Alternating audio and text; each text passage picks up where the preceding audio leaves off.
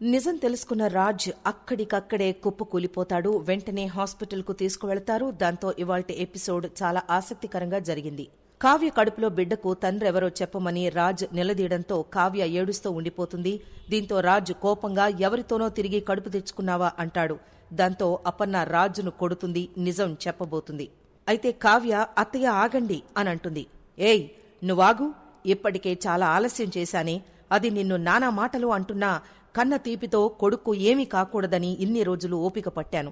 కాని ఇప్పుడు నా కొడుకే ఇలా దిగజారిపోయి మాట్లాడుతూ ఉంటే ఇక నిజం దాచడంలో ప్రయోజనం లేదు. ఏంట్రా అలా చూస్తున్నావు? అర్థం కావడం లేదా? నువ్వు నా కొడుకు లాంటివాడివి కాదురా, నా పేగు తెచ్చుకు పుట్టిన నా కొడుకువి. ఈ కుటుంబం నీది. నువ్వు పుట్టింది ఇక్కడే, పెరిగింది ఇక్కడే. వీళ్ళందరూ నీవాళ్లురా. అసలు నీ పేరు రామ్ కాదు, రాజ్, స్వరాజ్.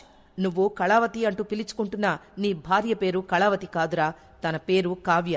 కావ్య నెలతప్పడానికి కారణం నువ్వు. తన కడుపులో పెరుగుతున్న బిడ్డకు తండ్రివి నువ్వు. ఈ దుగ్గిరాల ఇంటికి వారసుడివిరా నువ్వు అని ఎమోషనల్ అవుతూ కావ్య, రాజ్ కలిసి శ్రీశైలం వెళ్లడం, అప్పుడు జరిగిన యాక్సిడెంట్ గురించి, రాజ్ గతం మర్చిపోయిన విషయం గురించి చెప్తుంది. రాజ్ ఎమోషనల్ అవుతూ ఉంటాడు.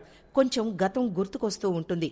శ్రీశైలానికి వెళ్లిన మీకు యాక్సిడెంట్ అయి నువ్వు చనిపోయావని మేమందరం ఆశ వదులుకుని ఏడుస్తూ ఉంటే నువ్వు బతికే ఉన్నావని నమ్మిన మొదటి మనిషిరా నీ భార్య. నువ్వు బ్రతికే ఉన్నావని తన మనసు చెప్తోంది అంటే దాన్ని పిచ్చిదానిలా చూశామే కాని దాని ప్రేమను అర్థం చేసుకోలేకపోయాం. ఈ యామిని నీకు కాలేజీలో పరిచయమై నువ్వు తన ప్రేమను రిజెక్ట్ చేస్తే నీకు జరిగిన యాక్సిడెంట్లో నువ్వు గతాన్ని మర్చిపోయావని ఆ అవకాశాన్ని వాడుకుని నిన్ను నమ్మించి తన ఇంటికి తీసుకువెళ్లి బావా అంటూ నిన్ను పెళ్లి చేసుకోవాలని చూసింది అంటూ అపర్ణ చెప్తూనే ఉంటుంది. అత్తయ్య మీరేం మాట్లాడుతున్నారు అంటూ కావ్య అడ్డు తగులుతుంది. అయినా అపర్ణ ఆగదు. ఎవరో రోడ్డున పడిపోయిన మనిషిని చూడగానే నీ మనసు ఎందుకు చలించిపోయిందిరా? ఎందుకు హాస్పిటల్కు తీసుకుపోయావు? తనను చూసినప్పటినుంచి తన వెంట ఎందుకు పడ్డావు? పదే పదే ఎక్కడో చూసినట్టుగా ఉందని నీ మనసుకు ఎందుకు అనిపించింది? ఈ ఇంటి అడ్రస్ తెలియకపోయినా వెతుక్కుంటూ ఎలా వచ్చావు? తనకు ఎలా దగ్గరయ్యావు? అంతెందుకురా, ఈ యామిని చస్తాను అని చెప్పినా సరే పెళ్లి మండపంలో కావ్యను పెళ్లి చేసుకుంటానని ఎందుకు చెప్పావు? ఎందుకంటే మీ ఇద్దరి మధ్య ఉన్నది జన్మ జన్మల బంధం.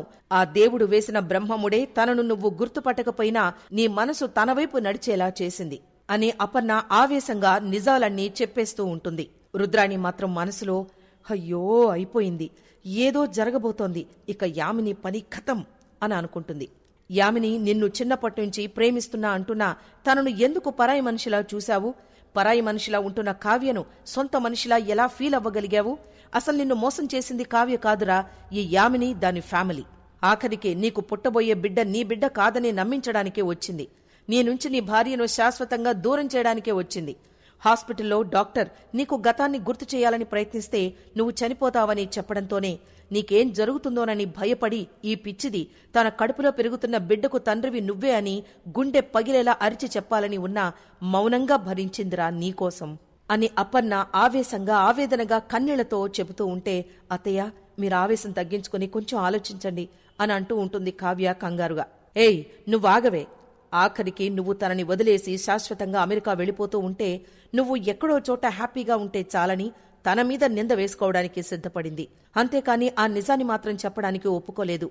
ఆఖరికి తన మీద ఈ మచ్చ పడుతున్నా సరే నోరు మాత్రం తెరవలేదు. ఇదంతా ఎందుకు చేసింది? కేవలం నీకోసంరా, నీకోసం. ఇప్పుడు చెప్తున్నా విను. నువ్వు నమ్మినా నమ్మకపోయినా ఈ కావ్య నువ్వు తాళి కట్టిన భార్య. దీని కడుపున పెరుగుతున్న బిడ్డకు తండ్రివి నువ్వే అని అపర్ణ ఏడుస్తూ చెప్తుంది. దాంతో రాజుకు కావ్యతో జరిగిన పెళ్లి దగ్గర్నుంచి ఒక్కొక్కటిగా గుర్తుకొస్తాయి. వెంటనే స్పృహ తప్పి పడిపోతాడు. రాజును హాస్పిటల్కు తీసుకువెళతారు. ఐసీయూలో అడ్మిట్ చేస్తారు. డాక్టర్ వచ్చి రాజు పరిస్థితి క్రిటికల్గానే ఉందని చెప్తాడు. అందరూ బాధపడతారు. రుద్రాణి, రాహుల్ వెనుక నిలబడి నవ్వుకుంటారు. ఇంతలో ఇవాల్టి ఎపిసోడ్ అయిపోతుంది.